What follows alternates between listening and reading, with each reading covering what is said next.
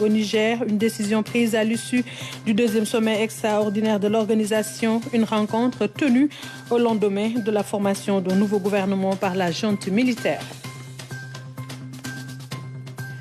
Également dans ce journal, ces enfants souffrant de hernie, ils ont bénéficié d'une intervention chirurgicale gratuite à l'hôpital pour enfants de Diamniadio. L'hernie, une pathologie qui peut avoir de graves conséquences si elle n'est pas enlevée à temps. Les détails à suivre dans ce journal. Plus de 1000 tonnes de mangue produites chaque année à Kagit dans l'arrondissement de Niassia.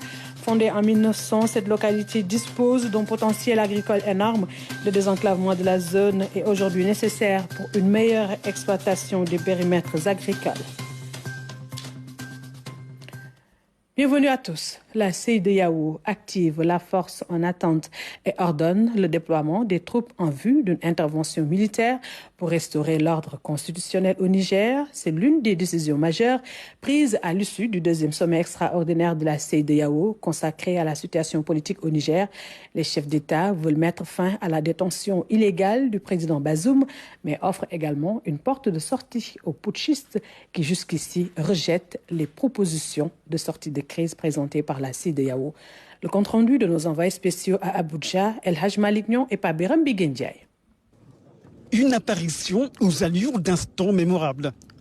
Un brin d'espoir plane au moment de la prise de la photo officielle de ce deuxième sommet extraordinaire de la CEDEAO. Nous sommes à l'ouverture du sommet. Une ouverture d'une dizaine de minutes, puis place à la séance à huis clos. Une séance à huis clos qui a duré plusieurs tours d'horloge, à l'issue de laquelle les chefs d'État délibèrent. Aucune option n'a été retirée de la table, y compris l'usage de la force comme dernier recours. Le président de la République fédérale du Nigeria donne le ton, un ton confirmé par le communiqué final. Donne instruction au comité des chefs d'état-major afin qu'il active sans délai la force en attente de la CEDEAO avec tous ces éléments. Ordonne le déploiement de la force en attente de la CEDEAO pour la restauration de l'ordre constitutionnel normal en République du Niger.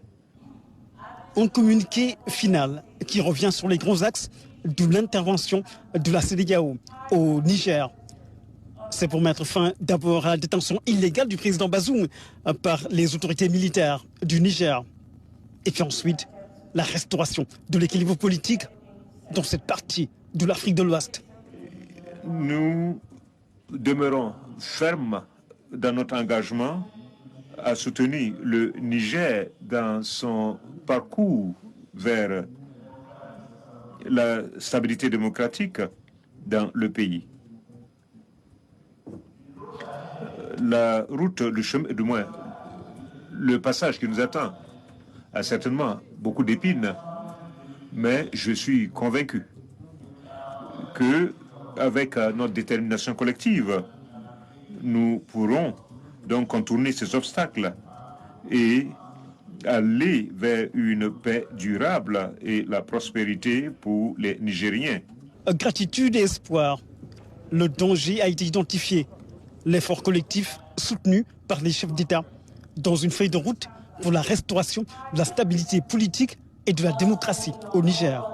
Le ton est ferme, même si l'option diplomatique est encore sur la table. La CEDEAO qui s'est penchée sur la situation au Niger. Le chantier du FPSO avance à grands pas. Des techniciens du ministère du Pétrole et des Énergies sont en visite à Singapour. Réalisé à plus de 90%, le FPSO Léopold Sédar Senghor est attendu dans les eaux sénégalaises en février prochain. La délégation du ministère du Pétrole et des Énergies s'est félicitée du niveau d'avancement des travaux. Envoyés spéciaux à Singapour, Anaïs Nyanyumane et Yves Nelson Djoun. Voici le FPSO Léopold Sédar Senghor qui mouillera bientôt au large du Sénégal. 372 mètres de long, 58 mètres de large, ce navire de production, de stockage et de déchargement du pétrole conçu pour le projet Sangomar culmine à 139 mètres de hauteur. Ce matin-là, Léopold Sédar Senghor offre l'image d'une ruche d'abeilles. Plus de 1000 ouvriers sont sur le chantier. Ce navire, dont les travaux de construction ont démarré en Chine, a été transféré ici au chantier naval de Keppel à Singapour pour y être achevé. Malheureusement, pendant la phase test de certains équipements, des problèmes d'alignement au niveau de la tuyauterie ont été détectés. Nous avons identifié des travaux correctifs à effectuer au niveau du FPSO en termes de tuyauterie, particulièrement concernant les alignements. Nous travaillons sur les activités de correction. On a d'ailleurs bien avancé en ce sens. Nous avons pris la prudente décision d'effectuer ces travaux d'ajustement ici à Singapour pendant que le FPSO est encore sur le champ naval de Keppel. Nous avons l'obligation de garantir un FPSO de qualité lorsqu'il arrivera au Sénégal. Dans le domaine du pétrole, le respect des normes de sécurité est la priorité absolue, d'où la décision de procéder aux travaux de rectification pour éviter tout risque à l'avenir. Il y a des risques de sécurité aussi du FPSO si on était parti avec ces problèmes. Raison pour laquelle, donc, avec l'opérateur, nous avons décidé de régler tous ces problèmes-là et d'avoir un FPSO qui soit fonctionnel et qui puisse avoir justement une durée de vie de plus de 25 ans, sans souci, une fois que ça arrivera au niveau de Sangomar et qu'on commencera la production. Sur les 300 points de raccordement où il y a eu un problème d'alignement, les 95% ont été réparés et il ne reste plus que les 5% qui doivent faire l'objet de réparation. L'opérateur et ses sous-traitants travaillent d'arrache-pied pour la livraison du navire selon le nouveau calendrier convenu. Nous sommes confiants que cette production-là démarrera à temps comme prévu en mi-2024.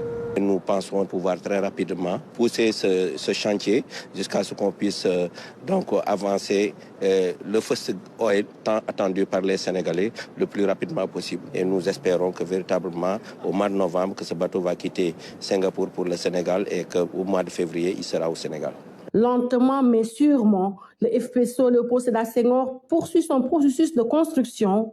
Les équipes du ministère du Pétrole et des Énergies ont tenu à faire le déplacement pour constater de visu l'état d'avancement des travaux. Comme vous l'avez vu ces derniers temps, l'opérateur Woodside a annoncé quelques problèmes techniques sur ce FPSO.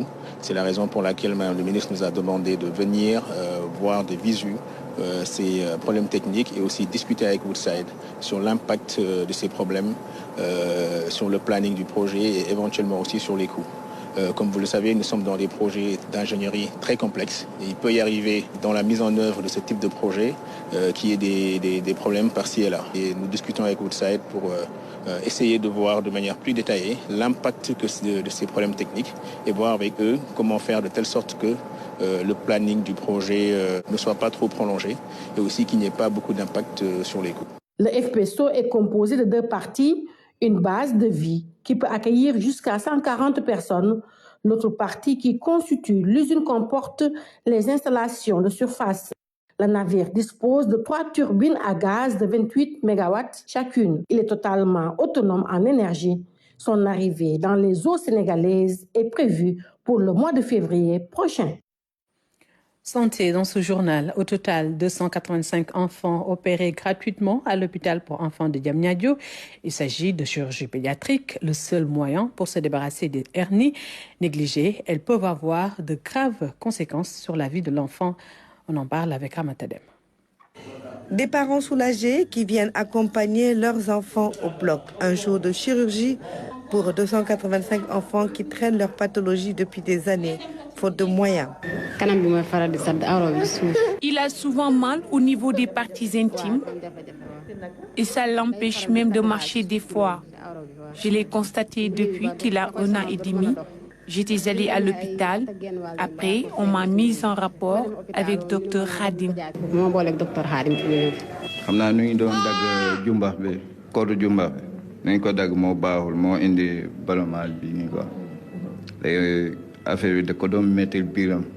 C'est au niveau du nombril qu'elle a mal. C'est enflé. C'est à l'hôpital Youssou Mbargane que l'on m'a demandé de venir ici. Mais quand on m'a parlé d'opération, ils m'ont rappelé pour me mettre dans le programme.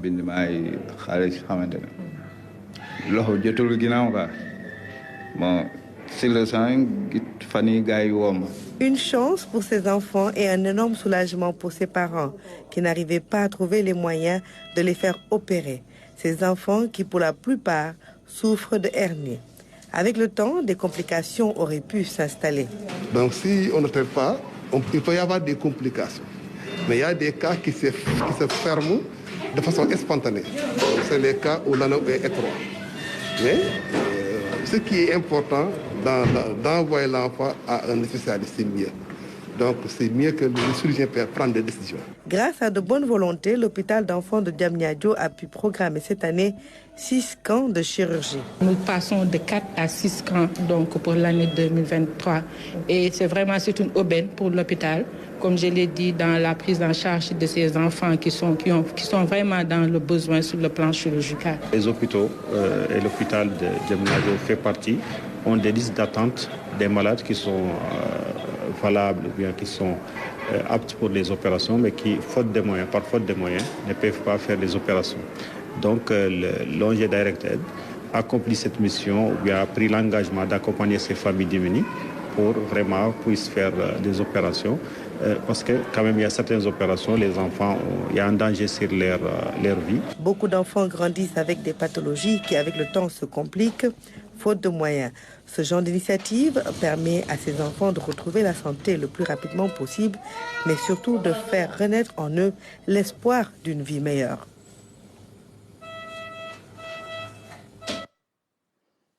Des enfants souffrant de hernie qui ont bénéficié d'une opération gratuite à l'hôpital pour enfants de Diamniadio. Et nous en venons à présent au journal des régions.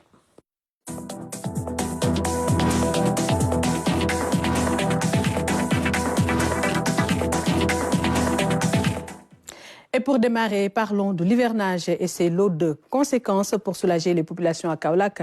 Une vaste opération de curage et de nettoyage des caniveaux a été lancée. Plus de 6 km de canaux vont être curés et nettoyés et fermés grâce au PACASEN. Des espaces sont également aménagés pour la gestion des ordures, nous dit Claire Diop. L'assainissement, une équation à plusieurs inconnus ici dans la commune de Kaolack. Pour soulager les populations et exposer un projet de réhabilitation et de fermeture des canaux est déroulé sur un linéaire de plus de 6 km. Les quartiers concernés, Sarandjougari, Tabangoy, Djaleng, Medina Mbaba 1 et 2 Passoir. Cette visite de terrain a permis de constater de visu l'état d'avancement des travaux. Nous avons 2 tranches. Il y a la tranche conditionnelle et ferme. Et actuellement, nous sommes en train de travailler sur la tranche ferme. Et juste après le curage des canaux, nous sommes là pour faire la fermeture. Nous avons déjà commencé les fabrications des prédales qui sont là derrière nous. Voilà. Et si on arrive à terminer cela, on procède à la fermeture des canaux. À terme, les travaux vont soulager les populations. Celles rencontrées adhèrent à la dynamique. Maintenant, nous avons ouvert nos eaux usées, aussi nos ordures ménagères. Avant, on s'offrait les services des charrettes de ramassage, moyennant 1500 francs chaque mois. Tout cela est désormais derrière nous. Nous avons des espaces bien aménagés à cet effet. Nous remercions vraiment le projet. La fermeture des canaux va beaucoup nous soulager. Nous vivons constamment dans le stress avec les eaux de pluie, car elles rentrent jusque dans nos chambres à coucher. Nous saluons ce projet structurant qui va forcément changer nos vies. Le drainage correct des eaux pluviales va aider dans la lutte contre les inondations. Kaolack est dans une situation un tout petit peu délicate avec la nappe phréatique qui n'est pas très très loin. Donc, ce qui fait qu'il y a un problème d'inondation pendant la période hivernale.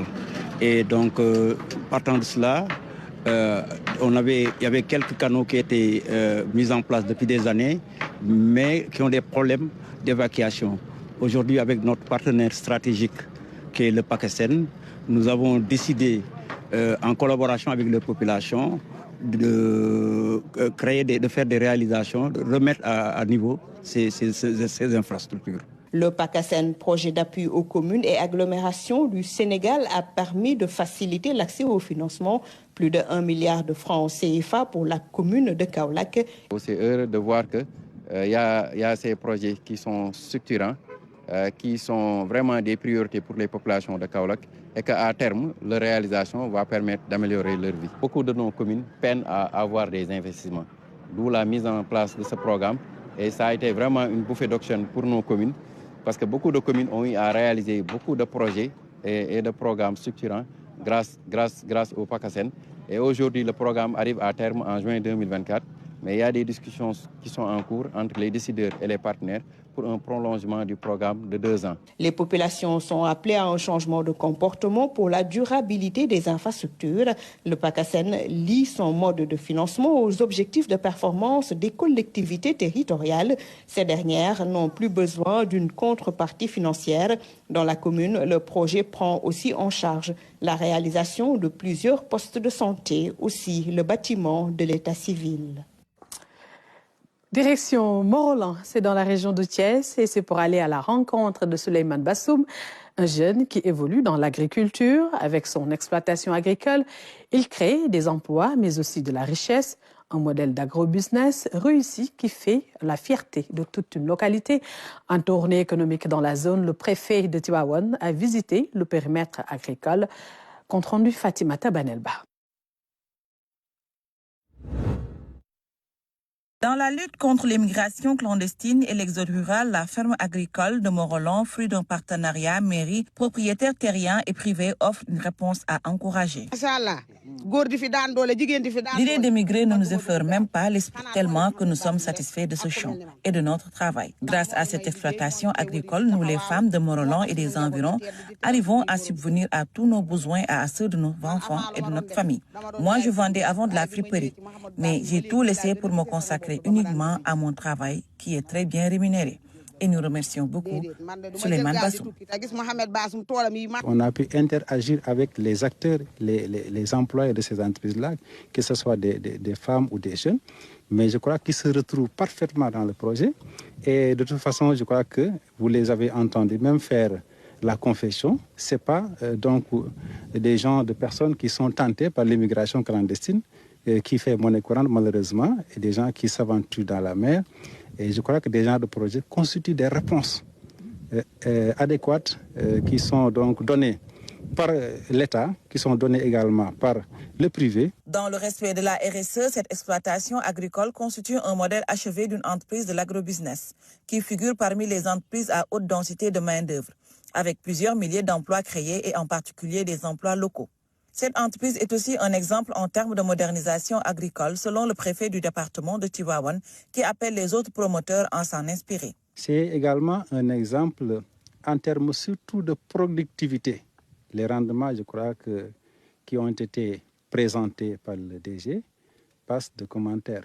Et ceci, je crois, nous réconforte dans le sens que aujourd'hui, au Sénégal, et particulièrement dans la région de Thiès et le département de Tivaouane, nous avons des possibilités de développer l'agriculture et d'aller vers l'émergence et surtout d'aller vers l'autosuffisance alimentaire, mais également aller vers le plein emploi. C'est important. 400 hectares de terres exploitées, 17 spéculations cultivées chaque année. Cette exploitation agricole constitue un modèle réussi d'agrobusiness. En arboriculture, il y a la production de mangues et de bananes biologiques. Le maraîchage couvre une superficie importante avec l'exploitation des spéculations comme le haricot, le piment, les plantes aromatiques et beaucoup d'autres variétés locales. Qu'on ait un projet pareil, qu'on cultive 400 hectares, qu'on produise plus de 4000 tonnes de haricots, plus de 3000 tonnes d'oignons, on contribue au développement de ce pays-là, c'est bien qu'on ait la visite des autorités locales. On a 17 produits différents, mais on a des produits luxe de phare, c'est le haricot vert, 320 tonnes par semaine, l'oignon, 3000 tonnes, et la tomate, 6000 tonnes. Autre problématique qui trouve réponse dans cette exploitation, c'est la disponibilité de l'oignon 12 mois sur 12. Selon les promoteurs, des rendements élevés et performants passent forcément par un plan agronomique réfléchi. Techniquement, on est capable et on est bon. Les Sénégalais sont bons. On a le meilleur climat. Quand vous êtes à Morolan, vous avez 2 degrés de moins que Kirène. Quand vous avez à Morolan, vous avez la brise tous les jours à 14h30. Le vent tape la colline et la colline ramène ici, ça fait un rafraîchissement de 5 degrés. Vous ne dépassez jamais les 35 degrés. Et toutes les cultures sont possibles toute l'année. L'oignon, on doit être capable au Sénégal de produire l'oignon 12 mois sur 12. Vous avez vu, jusqu'à aujourd'hui en août, nous avons de l'oignon dans le champ. Donc il ne reste que 2 mois à combler. Les 2 mois à combler, c'est facile. Il faut le stockage, il faut la culture par bilbi. On est capable, les solutions techniques sont là. Mais qu'est-ce qui nous arrange aujourd'hui, c'est de crier, il n'y a pas d'oignon, on doit importer. C'est plus possible d'importer. Aujourd'hui, moi, je sais que moi, j'ai des commandes d'oignons l'année prochaine pour la Hollande. Les Hollandais ont commandé de l'oignon ici ici. Je dois produire pour la Hollande et pour l'Espagne de l'oignon. Les Sénégalais sont toujours là. Aujourd'hui, j'écoute la radio. Oui. On attend des bateaux qui viendront de Hollande. Il n'y a rien qui va venir parce que l'oignon aujourd'hui, la Hollande n'a pas produit suffisamment. Souleymane Bassoum, promoteur de cette exploitation, a bénéficié d'une belle collaboration avec la municipalité de Morolan. Une collaboration saluée par le préfet du département venu visiter ce modèle de ferme agricole.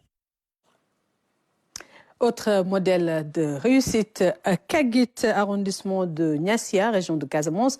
La localité produit chaque année plus de 1000 tonnes de mangue. Fondée en 1900, Kagit dispose également de vastes périmètres maraîchers. Focus sur cette localité qui était jadis un grand centre d'échange. C'est avec Abdoulaye Sinkare. Kagit, dans la commune de Niassia, arrondissement du même nom. Ce village de plus de 2000 habitants a été créé en 1900 par le nommé Bakari Dabo, venu de Mandégan, dans le département de Bignona. Sa porte d'entrée, c'était Kagit Douma. Kagit est composé d'assez de quartiers. Donc, le premier quartier où il a eu à passer d'abord, c'est Kagit Douma. Donc, Kagit Douma veut dire Kagit vers le bas, donc à Mandeng. Alors, après Kagit Douma, il est allé vers Bougnac. Des vastes vallées au périmètre maraîcher en passant par l'arboriculture, Kagit a un grand potentiel agricole. Les gens ont accepté de venir en masse pour habiter à Kagit. Parce que tout ce que l'on exploitait comme riz, tout ce qu'on exploitait comme arboriculture, ça donnait très bien. D'ailleurs, vous avez constaté par rapport à l'environnement. Donc c'est ça la force de Kagit. C'est ce riche potentiel qui avait fait de ce village un grand centre d'échange. Kagit était un marché terminal qui recueillait et qui accueillait aussi nos frères et amis de la Guinée-Bissau, nos frères et amis du département de Souy, et aussi les résidents autochtones. Le commerce vivait en son temps et faisait nourrir aussi les populations. Parce que par rapport à l'exploitation forestière, il y avait l'huile de palme, le poisson séché, il y avait le riz, paddy. Léon Diédiou est planteur. Cela fait une trentaine d'années qu'il exploite ce verger. Au départ, on vendait par carton. Le gars, il vient, on met ça dans un carton avec un prix. Premièrement, 8 000, 7 000, ou bien jusqu'au fur et à mesure, jusqu'au moment où ça se vend actuellement 17 500 ou 18 000. Le carton. Okay. Mais il y a d'autres qui viennent, comme celui-là, lui, il vient, il discute tout ensemble la plantation. C'est un demi-hectare de mangue que Léon vient de céder à son client. Ak pombi, machallah. Pombi mom jàmm ju rëy lañ ci am. Dañ fa doon nekk une semaine wala suñu mango yàqu foofu. Man mi fanaan naa fa ñeenti fan pom balengo. Mais léegi kay fii ak Ziguinchor moo jafe suñu yoon bi gis nga nu mu mel yoon bi moom problème bu fi oto bi jógee rek macha allah xanaa guddi mu fanaan mais bu bor setee rek dina jàll egg Kaolack benn fan rek mu egg Touba wala ñaari fan rek mu egg. Grâce à cette exploitation, il arrive à subvenir aux besoins de sa famille. Je ne me plains pas parce que ça me sert beaucoup et ça m'a aidé à payer la scolarité de mes enfants. J'ai même un enfant qui a été jusqu'à l'université. Bon, il a presque fini. Il fait ses études ailleurs. C'est grâce au manguier que j'ai pu payer la scolarité de mes enfants et aussi nourrir, soutenir un peu la famille. Mohamedou Matarlo est producteur de papaye. Lui et ses frères tiennent un ensemble de 13 fermes pouvant produire jusqu'à 5 tonnes de fruits par quinzaine. Des semaines yu ne mën nañ ci am par 5 tonnes récoltement. 2 semaines bu ne. waaw ci ferme yëpp. waaw ci ferme yëpp waaw mën nañu ko am. boo ko dajalee yëpp mën na ko joxe.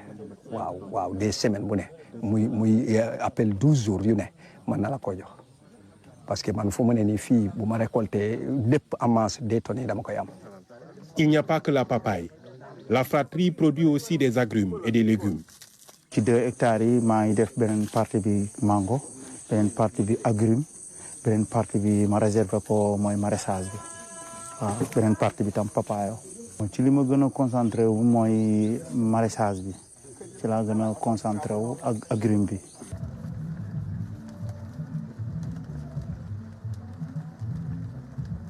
ni ñuy récolter par gombo moom dafa gaaw donc moom chaque 2 jours da ngay def récolte chaque 2 jours da ngay def récolte waaw mun na durer 3 mois ba 4 mois ça dépend ci ni nga koy toppatoor waaw ni nga koy arrosé ngay génne ñax bi di def engrais di def fumier bi muy gën a jëm kanam. récolte am da ngay génne lu mat 6 paniers ba 7 sa mun na dem ak 7 paniers. Pour mieux rentabiliser ces produits, les femmes ont besoin d'une transformation digne de ce nom. En période de mangue ou de mad, on en a vraiment beaucoup. On profite pour faire la transformation. Mais la période où vraiment ce n'est plus la période de mangue et de mad, les commandes sont là, mais on ne parvient pas à les satisfaire parce que nous n'avons pas de produits. Parce que nous n'avons que 2 grands congélateurs qui nous permettent de congeler les produits qui finissent 2 mois après la fin de la saison des mangues. Donc il est vraiment évident et il est vraiment nécessaire d'avoir une chambre froide qui nous permet de conserver les produits en grande quantité et de pouvoir les utiliser. À l'image des autres villages de Niassia, Kagit se remet peu à peu de la crise. Mais pour renouer avec sa prospérité d'antan, il faut une bonne exploitation de son riche potentiel. Ce qui passe d'abord par le désenclavement de la zone. Kagit, une localité qui dispose d'un potentiel agricole énorme. À Saint-Louis, cette période d'été est mise à profit par les pêcheurs pour amender le filet de pêche. Le matériel occupe une place de choix dans la pêche artisanale, un travail qui leur permet de remettre le filet en bon état avant de prendre le large. Abdouad nous en dit plus.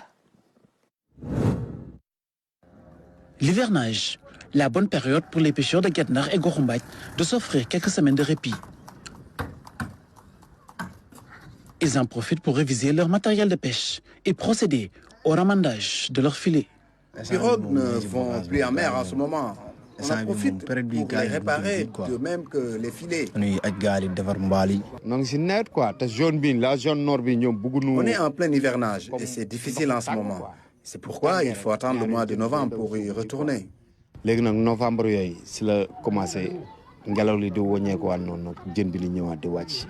On va rénover la pirogue, mais aussi nos filets. Normal quoi. Le travail se fait de façon minutieuse pour identifier les mailles abîmées ou manquantes. Ensuite, il s'agit de les raccommoder à l'aide d'une aiguille à fil. Il faut revoir tous les filets, voir s'il y a lieu de les remodeler ou au besoin les réparer, car c'est notre principal outil de travail. Les rochers, le fond marin sont des facteurs qui peuvent endommager le filet ou même le frottement avec la pirogue lorsqu'il est hissé à bord. Les filets peuvent être endommagés par les pierres ou encore les ferrailles qu'on retrouve très souvent dans le fond marin.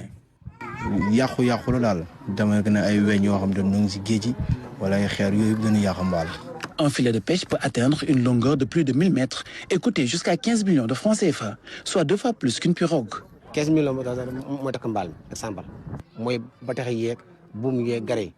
Des filets, on peut les avoir jusqu'à 15 millions. Et si c'est pour les pirogues, cela peut valoir entre 7 et 9 millions.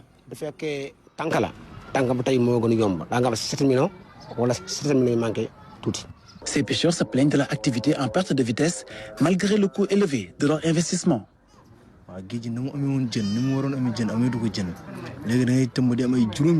On n'a plus beaucoup de poissons à notre portée et c'est difficile. Des fois, on reste même 5 jours ou plus sans avoir satisfaction.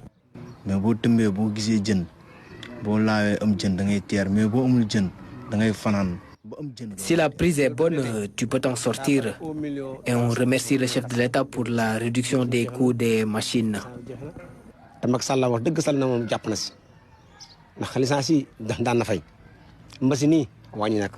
L'autre doléance de ces enfants de la vieille ville, c'est la brèche de Saint-Louis, un gros danger pour les pêcheurs.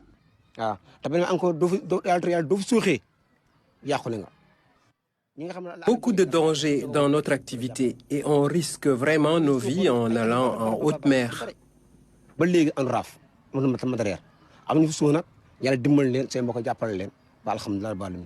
Face à toutes ces difficultés, ces pêcheurs sont conscients que le travail exige une grosse force mentale. Un mental que certains d'entre eux ont perdu, tentés par des envies d'ailleurs.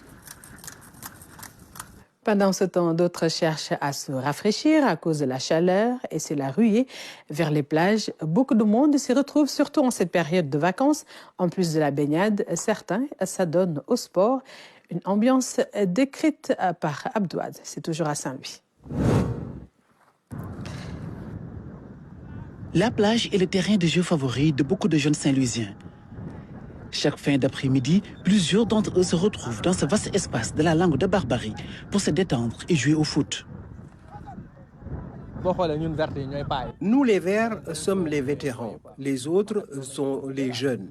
Si on peut s'exprimer ainsi entre nous. Les matchs se jouent entre amis et voisins, dans une belle ambiance. Les vétérans sont plus forts. Si au cours de l'année, on livre 300 matchs, on remporte les 298. C'est impossible, nous gagnons toujours. Hier, c'était nous les vainqueurs. Aujourd'hui, on en est à un partout. Au-delà du sport et de la détente, cette plage tisse des liens solides de fraternité entre ces jeunes du quartier de Gorumbach, très attachés à ce milieu. La plage, on préfère nous retrouver ici plutôt que de se contenter de manger et de boire. Et puis la pratique du sport, il n'y a rien de tel pour se maintenir en forme et éviter le stress.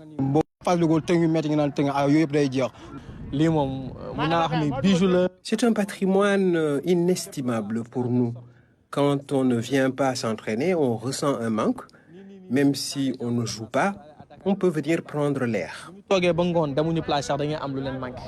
il faut que même beau jour, c'est quelque chose. En cette période de chaleur, la plage attire beaucoup plus de monde que d'habitude, avec une température idéale pour la baignade. Profiter de l'air pur, se baigner, puis rentrer, il n'y a rien de tel. On est né ici, on a tout fait ici. Nous sommes des pêcheurs. Nous n'avons que quelques jours de repos dans l'année qui coïncident avec la Korité, la Tabaski ou la Tamkharit.